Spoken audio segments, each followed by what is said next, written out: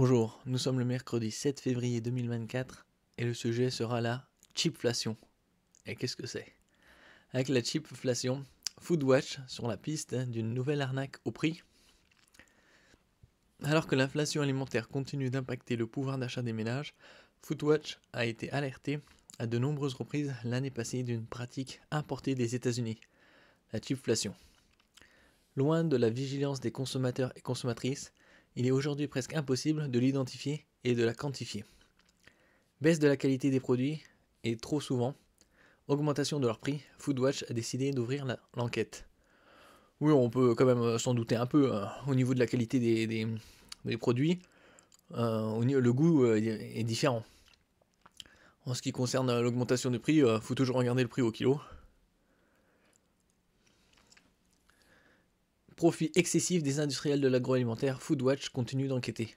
Ah oui, les industriels de l'agroalimentaire réalisent des bénéfices records jamais enregistrés, malgré l'inflation. Il faut arrêter le foutage de gueule, quoi. Foodwatch vous le révélait en fin d'année dernière. Les mastodontes de l'industrie agroalimentaire et de la grande distribution profitent et aggravent la crise. Oui, comme en 2008, ou 2007-2008, où il disait que les prix augmentaient à cause des matières premières. Et en même temps, l'année suivante, les chiffres montraient qu'ils avaient réalisé des bénéfices nets jamais enregistrés. Comme Carrefour qui avait dépassé pour la première fois le milliard d'euros de bénéfices. Dans un contexte d'inflation alimentaire de plus de 20% sur 2 ans, des millions de personnes sont confrontées à la précarité alimentaire. Pour elles, les produits, surtout les plus sains, deviennent de plus en plus inaccessibles. Mardi 6 février 2024, France Télévisions lance un nouveau reportage. France, grand format. Pour ce premier numéro, alimentation, à qui profite la hausse des prix, Foodwatch a travaillé en étroite collaboration avec les journalistes de la chaîne pendant plusieurs mois. Notre objectif, donner une vision d'ensemble des problématiques du système agroalimentaire et pointer du doigt ce qui doit changer pour garantir le droit à une alimentation saine, choisie et abordable pour toutes et tous. Au programme, spéculation alimentaire, inflation, shrinkflation et une nouvelle arnaque au prix, la chipflation. Encore un truc venu des États-Unis, American Way of Life. C'est quoi au juste la chipflation? Nouveau mot valise né de la contraction des mots cheap, en anglais bas de gamme ou bon marché. Enfin, cheap c'est plutôt pas cher, mais bon, c'est plutôt bas de gamme. Et inflation. La chipflation qualifie la dégradation de la qualité d'un produit nutritionnel, à savoir la valeur énergétique, la teneur en lipides, en protéines, en vitamines ou organoleptiques, liée à l'aspect, au goût, à la saveur et l'augmentation de son prix au litre ou au kilo. Ouais, c'est une grosse arnaque, quoi. Pour faire simple, cette pratique consisterait à réduire, à supprimer ou à substituer un ingrédient par un autre ingrédient moins cher et ou de moins bonne qualité, souvent sans plus d'informations que le changement quasi imperceptible de la liste des ingrédients au dos du produit. Ouais, qui regarde la liste des ingrédients au dos du produit? Bon, moi je le fais parce que c'est une habitude que j'ai toujours eu, mais bon, la plupart des gens ne le font pas. C'est comme moi, personnellement, je l'ai vu la shrinkflation, c'est-à-dire la diminution de la taille des produits, en regardant, par exemple, l'emballage des pâtes. Je dis, ça semble quand même un peu plus petit. Je regarde derrière, 450 grammes au lieu de 500. Donc voilà, à un moment, à force de réduire, c'est perceptible à l'œil. À l'échelle d'un produit, les économies réalisées par les géants de l'industrie agroalimentaire peuvent sembler dérisoires. Mais pour une entreprise qui en produit des milliers, cela peut représenter une sacrée différence. Audrey Maurice, chargée des campagnes Foodwatch France. Même plus que des milliers, des millions et des millions. Chipflation, 6 produits épinglés par Foodwatch. Alors Fleury Michon, le moelleux, ça doit être des sticks de crabe, un truc comme ça.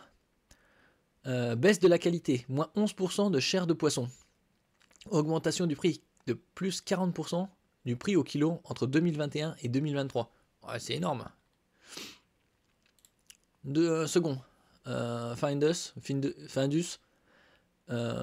colin d'Alaska à la bordelaise, recette classique. Baisse de la qualité, moins 5% de chair de poisson, Augmentation du prix, plus 47% du prix au kilo entre avril et novembre 2023. Ah ouais, sur la même année. Genre 7 mois quoi. Bon, ils ont dû mettre plus de panure. Ou... Bordeaux Chanel, parce que nous n'avons pas les mêmes valeurs. Baisse de la qualité, moins 5,5% de viande de poulet. Augmentation du prix de plus 31% du prix au kilo entre 2021 et 2024. Quatrième produit, mayonnaise. Baisse de la qualité, moins 24,7% de jaune d'œuf. Augmentation du prix, plus 12,1% du prix au kilo entre novembre 2023 et janvier 2024. Astérix, la marque a reconnu que le changement est lié à l'inflation, mais n'a pas confirmé la date précise de changement. Cinquième produit, Milka, Choco Sensation. Baisse de la qualité, huile de tournesol remplacée par de l'huile de palme. Augmentation du prix, plus 27% du prix au kilo entre 2022 et 2024. Comparaison des prix au kilo entre l'ancien format 182 grammes et le nouveau format 208 grammes. After Eight, baisse de la qualité, ajout d'huile de palme, augmentation du prix, plus 7,4% du prix au kilo entre fin 2021 et janvier 2024.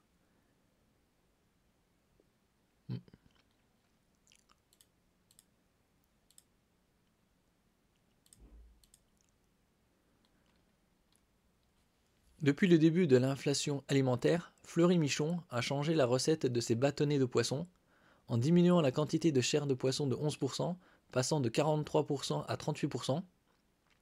Sur la même période, chez Auchan, et en prenant en compte l'inflation, le prix au kilo du produit a bondi de 40%. L'emballage du produit lui aussi a changé pour afficher une nouvelle recette qui pourrait laisser penser à un changement en faveur du consommateur. Ah, faut jamais penser comme ça. Toujours vérifier, sans arôme artificiel, alors qu'il n'y en avait déjà pas avant ce nouvel emballage. D'après nos informations, la marque a fait ces changements pour proposer un prix accessible sur ce produit sans faire de compromis sur la qualité des ingrédients. Pourquoi alors faire un compromis sur la transparence? Les justifications des marques reçues par Foodwatch sont disponibles en fin d'article. La fin d'article, ouais, ici, on pourra lire après. Alors, pour continuer à investiguer, nous avons besoin d'autres exemples et pour cela, nous avons besoin de votre aide. Si vous avez repéré un cas de chipflation ou si vous pensez avoir une piste, écrivez-nous et aidez-nous à faire avancer l'enquête. J'ai repéré un produit, je contacte l'équipe Foodwatch par email. Bon, je mettrai le lien en description sous la vidéo. Des pratiques symptomatiques d'un système alimentaire à la dérive. Sur les exemples épinglés par Foodwatch, la chipflation comme la shrinkflation sont des pratiques opérées en catimini ces dernières années, qui réduisent le pouvoir d'achat des Français et Françaises. Nous avons interpellé les fabricants qui justifient généralement ces changements par une hausse du prix des matières premières en période d'inflation. Pour Foodwatch, cela n'excuse en rien l'opacité sur les changements de recettes ou de format, ni la hausse des prix qui est corrélée. Ce n'est pas en masquant l'inflation avec ces subterfuges que l'on va enrayer la baisse du pouvoir d'achat des consommateurs et consommatrices. Si les industriels sont libres d'apporter les modifications souhaitées à leurs produits, ils doivent le faire avec beaucoup plus de transparence. Surtout, nous avons identifié des exemples remontant jusqu'en 2016, bien avant le début de la hausse des prix alimentaires. Le phénomène n'est donc pas récent, mais l'inflation pourrait avoir encouragé les industriels à recourir à ces pratiques. Bon, s'ils ont remonté jusqu'à 2016, qui sait, ça se tombe, ce sera beaucoup plus même. Inflation, coûts cachés, précarité, santé, un système alimentaire à la dérive. En 2 ans, l'inflation a fait grimper les prix des courses au rayon alimentaire de plus de 20%. C'est loin des 5 ou 6% annoncés par le gouvernement. Foodwatch décrypte pour vous les rouages d'un système qui marche sur la tête et les actions à mener pour enfin défendre le droit de toutes et tous à une alimentation saine, durable, choisie et abordable. Lancez l'alerte, les coulisses de l'enquête Foodwatch sur la chipflation. Comme la shrinkflation, la chipflation est une pratique imperceptible et très difficile à démasquer. La chipflation, c'est comme c'est diminuer la taille des emballages, comme je l'ai dit, mais pas l'indiquer. Ici, il l'indique, mais c'est pas ouvertement indiqué. Et le prix est le même, voire il augmente au kilo. À ce jour, il n'existe aucune base de données recensant l'évolution des recettes et des prix des produits dans le temps. Comme souvent lorsque notre équipe mène l'enquête, nous avons fait avec les moyens du bord. Oh, je suis sûr qu'il y a certainement des gens, des clients qui ont fait des tableaux Excel. Certains aiment ça, faire ça, et repérer les produits qu'ils achètent au cours des mois, des années dans une enseigne, ou dans différentes enseignes, et voir justement l'évolution graphique des prix au kilo. À l'aide de la plateforme en ligne Open Food Facts, nous avons tenté de remonter le temps pour identifier les évolutions des recettes de produits de grande consommation dans le temps. C'est en retraçant l'historique de la composition des produits sur cette base de données ouverte, open source, que nous avons mené notre enquête. Notre équipe a ensuite à nouveau plongé son nez dans les catalogues promotionnels des supermarchés pour y trouver les prix des anciens produits. Nous avons comparé l'ancien prix du produit à celui trouvé aujourd'hui dans la même enseigne en prenant en compte l'inflation. Si Foodwatch a toujours le souci de mener ses enquêtes à hauteur des consommateurs et consommatrices, de rayons de supermarchés en catalogue papier, il faut admettre que la chipflation est bien difficile à prouver. Elle donne à notre équipe du fil à retordre. De nombreuses révélations de Foodwatch ont été permises grâce à vos signalements. Donnez-nous un coup de main. 7334 ont déjà signé. Inflation, les magouilles de l'industrie agroalimentaire et des supermarchés, ça suffit. Pétition. Ras-le-bol, notre système alimentaire ne tient plus debout. Des champs aux assiettes, les gens ont faim et paient l'addition salée de la crise et de l'inflation. Au milieu de la chaîne coulent les profits des mastodontes de l'industrie. Je mettrai aussi le lien, si vous voulez.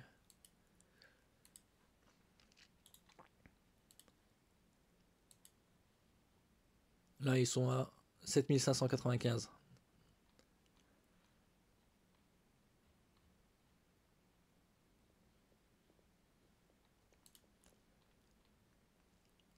Échange avec les industriels. Pour mener son enquête sur la chipflation, Foodwatch, avec l'aide de France Télévisions, avec qui elle a collaboré dans le cadre du documentaire Alimentation, à qui profite l'inflation, a contacté les marques épinglées pour confirmer les changements de recettes identifiées. Consultez la réponse de Maille, Unilever. Consultez la réponse de Bordeaux Chanel.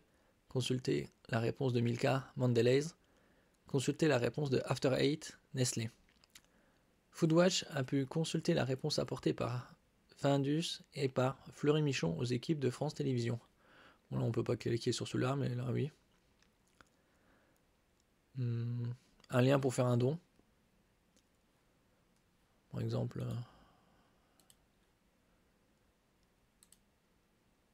voilà. Vous pouvez donner tous les mois 8, 15, 20, 40 ou à votre souhait. Donnez une fois. Voilà. Je mettrai aussi le lien en description, en dessous de la vidéo.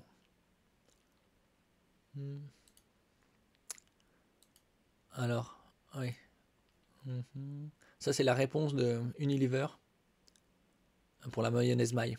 Réponse à votre demande. Vendredi 2 février 2024, 9h51. Madame, 6 juin, les réponses à vos questions que nous avons souhaitées exhaustives. Désolé pour le délai. N'hésitez pas à revenir vers moi si besoin, bien cordialement. Jaune 2. Compte tenu des tensions sur le marché des œufs liées notamment à l'épidémie de grippe aviaire, nous sommes confrontés, comme beaucoup d'autres opérateurs du secteur alimentaire, à des difficultés d'approvisionnement nous conduisant à ajuster légèrement la composition de nos produits pour continuer à pouvoir produire certaines recettes que les consommateurs aiment dans notre usine à proximité de Dijon. Bon, la mayonnaise, on peut la faire soi-même aussi, hein. Maille a choisi un approvisionnement en œufs 100% français provenant de ses fournisseurs habituels. Les nouveaux jaunes d'œufs français utilisé dans la recette permettant d'obtenir une texture plus ferme avec une quantité moindre, nous avons dû rééquilibrer la quantité utilisée ainsi que la quantité d'huile afin de continuer à obtenir la texture et le goût que les consommateurs aiment. Ce changement n'a aucun impact significatif sur le goût, la texture, ni sur la qualité des produits, comme l'ont confirmé les tests à l'aveugle réalisés avec des consommateurs qui l'apprécient toujours autant. D'après le code de bonne pratique du code sectoriel, la teneur totale en matière grasse doit être au minimum de 70% et la teneur en jaune d'œuf de minimum 5% afin que la recette réponde à l'appellation mayonnaise. Nos recettes mailles continuent à satisfaire ces critères et figurent parmi les recettes contenant le plus de jaune d'œuf avec 7% dans les recettes fin gourmet, là où la moyenne du marché sur les références les plus importantes se situe aux alentours de 5,5%. Œufs de poule élevés en plein air. La mention œufs de poule élevés en plein air a été retirée de l'étiquette de la mayonnaise maille à partir de fin août 2023 en raison des difficultés d'approvisionnement liées à l'épidémie de grippe aviaire.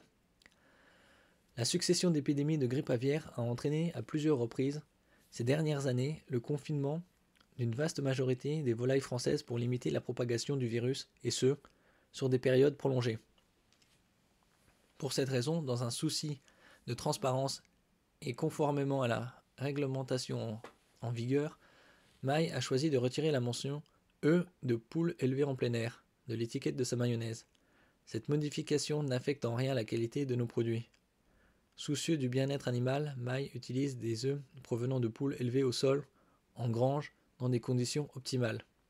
Cette situation est amenée à évoluer en fonction de la situation sanitaire, qui pour le moment ne permet pas de se prononcer sur un retour à court terme à l'élevage des poules en plein air.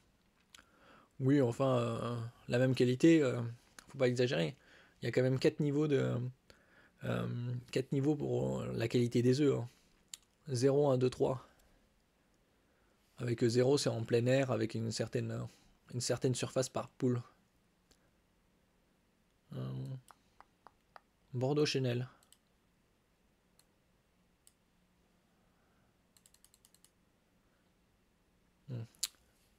Suite à votre contact sur Bordeaux Chenel, jeudi 18 janvier 2024, 16h03, service client Bordeaux Chenel.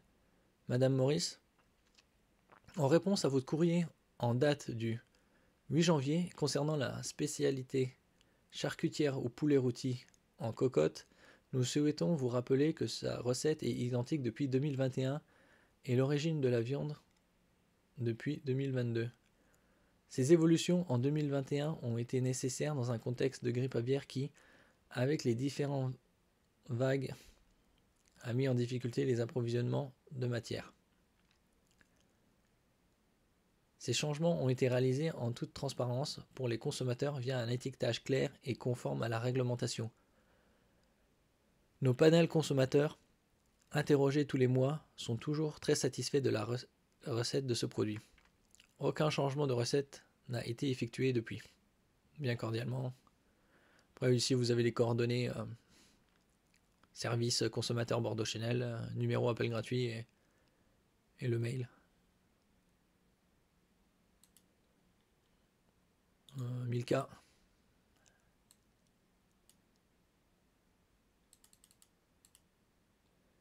Réponse from Mondelez International. Bon, c'est la société qui possède Milka. Mercredi 17 janvier 2024, 17h04. Bonjour. Nous vous remercions pour votre retour à la suite des dérogations et des assouplissements liés à l'étiquetage auxquels vous faites référence dans votre dernier courrier. Nous vous confirmons que nous avons procédé à la mise à jour de l'étiquetage de la référence Milka Cookies Sensations ou Cookies Sensation. Cette modification a été réalisée dans un souci de transparence totale afin de refléter la nouvelle recette. Nous vous confirmons donc qu'il est spécifié explicitement et en toutes lettres huile de palme dans la liste des ingrédients.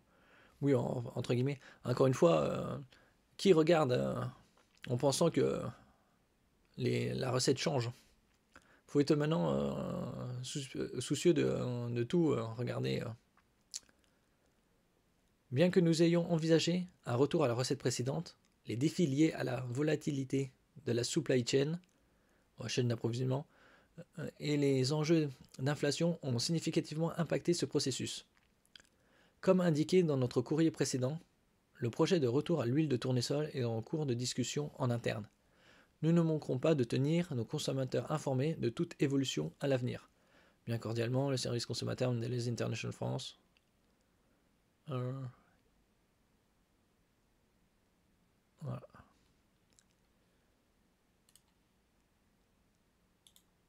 After Eight Nestlé.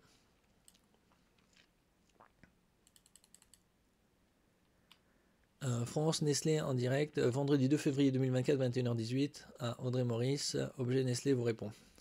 Nestlé, good food, good life. Quel slogan. Chère Madame Maurice, dans le cadre du retravail de certaines de nos recettes, nous avons ajouté dans le chocolat, qui compose nos produits de confiserie, dont Smarties Mini, depuis 2023, et After Eight, depuis fin 2021, différentes matières grasses végétales autres que du beurre de cacao, parmi lesquelles de l'huile de palme. Cet ajout s'est fait dans la limite de 5% de la composition du chocolat, comme la réglementation nous y autorise. Nos emballages ont été mis à jour en conséquence. Depuis 2010, le groupe Nestlé a entrepris une démarche de traçabilité et de certification de ses approvisionnements en huile de palme. Nous nous sommes engagés à nous approvisionner à hauteur de 100% en huile de palme certifiée RSPO. Pour aller au-delà des critères RSPO, nous avons développé un partenariat avec l'ONG Earthworm Foundation, ex The Forest Trust, pour garantir avec nos fournisseurs des approvisionnements traçables jusqu'à la plantation et vérifiés conformes à nos principes d'achat responsables, donc sans lien avec la déforestation. Aussi, depuis 2017, nous utilisons le service Starling élaboré par Airbus et SAR Vision, qui permet de surveiller les territoires dont est issue l'huile de palme que nous utilisons, en combinant images satellites et radars. Cela permet de répondre notamment aux limites des audits classiques afin d'obtenir des données précises, objectives et incontestables. Toutes ces informations sont disponibles sur notre site. Alors c'est Nestlé Sustainable Sourcing, Palm Oil.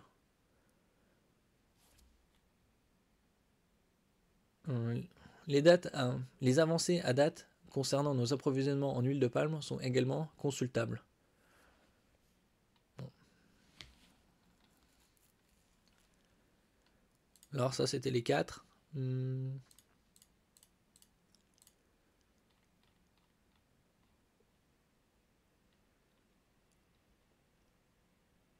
Alors ici c'est la pétition.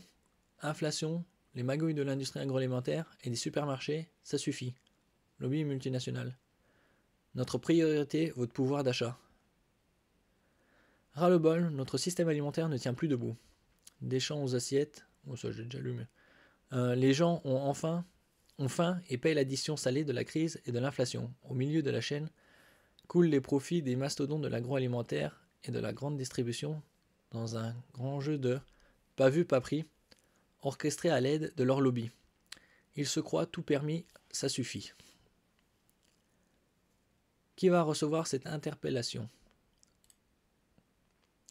Cette action d'interpellation est envoyée chaque jour avec les nouvelles signatures par email au service consommateur de Bordeaux-Chenel, Findus, Fleury-Michon, Maille, d'Unilever, Milka, Mondelez, à l'Association nationale des industries alimentaires qui représente l'industrie agroalimentaire, à la Fédération du commerce et de la distribution qui représente les supermarchés, à M. Michel-Édouard Leclerc, président du groupe Édouard Leclerc, à M. Thierry Cotillard, président du groupement Les Mousquetaires.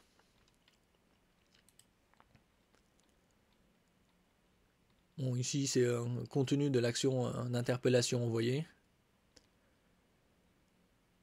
Madame, Monsieur, nous, consommateurs et consommatrices, nous joignons à Foodwatch France pour vous faire part de notre ras-le-bol. Les nouveaux exemples publiés par l'association d'arnaques sur les produits, les prix ou les étiquettes pour masquer ou profiter de l'inflation sont intolérables et viennent s'empiler sur 2 années d'inflation alimentaire galopante. Nous en avons assez. Assez du double discours des principales enseignes de la grande distribution qui n'ont eu de cesse de s'ériger en défenseurs du pouvoir d'achat tout en profitant de la hausse des prix et de marges opaques. Assez du jeu de cache-cache de l'industrie agroalimentaire qui, malgré son poids dans l'offre alimentaire, ne prend pas ses responsabilités et affiche des profits records en période de crise. Assez de la partie de ping-pong permanente entre les supermarchés et les industriels qui se renvoient la balle comme si on pouvait jouer avec le pouvoir d'achat et l'assiette des Français et Françaises. Assez des combines des uns comme des autres, shrinkflation, cheapflation, format spécial plus cher au litre ou au kilo que leur format classique. Ces arnaques au prix font trop régulièrement la une de l'actualité et sont indécentes et inacceptables, particulièrement en période d'inflation. Nous n'avons plus confiance. Foodwatch a mis en évidence de trop nombreux exemples de produits ayant subi ces phénomènes ces dernières années. Aujourd'hui, je signe l'appel de Foodwatch pour vous dire mon ras-le-bol. Nous demandons aux marques épinglées, ainsi qu'à toutes celles adhérant à l'Association nationale des industries alimentaires, mais aussi à la Fédération du commerce et de la distribution, à Intermarché et à Édouard Leclerc, de s'engager à plus de transparence et à mettre fin à ces pratiques abusives. Vos entreprises et fédérations ont une responsabilité majeure dans les crises qui se jouent à l'heure actuelle, de la colère des agriculteurs et agricultrices à la précarité alimentaire de millions de consommatrices et consommateurs, car avec leur mainmise sur le marché, vos entreprises non seulement imposent leurs conditions aux productrices et producteurs, mais aussi décident ce qui est vendu dans les rayons des supermarchés et à quel prix. Une offre loin de permettre aujourd'hui un accès pour toutes et tous à une alimentation saine, durable, choisie et abordable. Tout cela doit changer, nous attendons des réponses et des engagements de votre part cordialement. La source.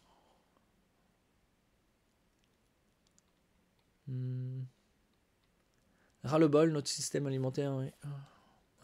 Dans les champs, la colère gronde.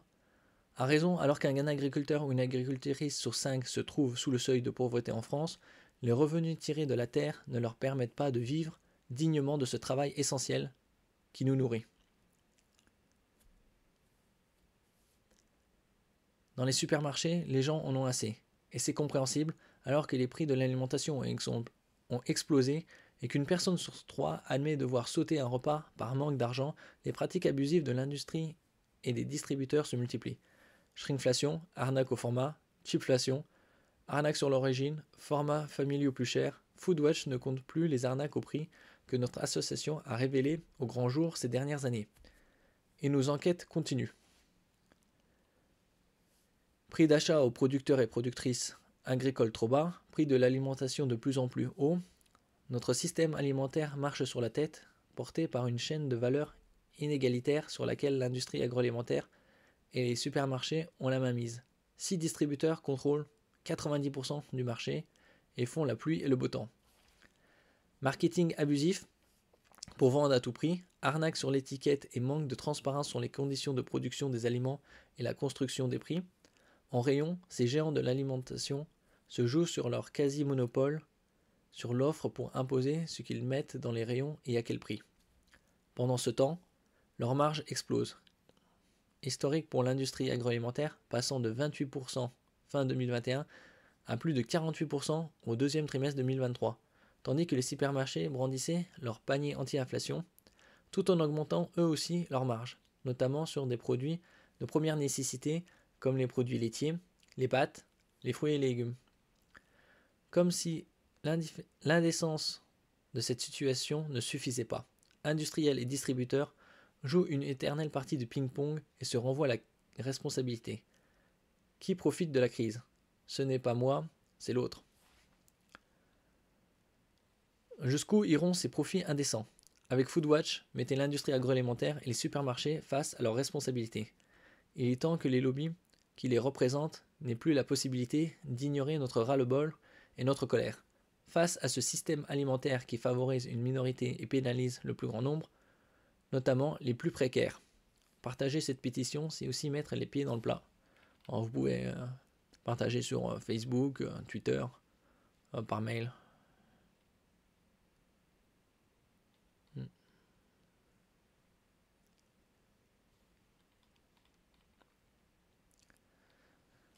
Merci pour votre écoute. Vous pouvez laisser un commentaire, partager, mettre un j'aime et vous abonner à la chaîne. À la prochaine fois.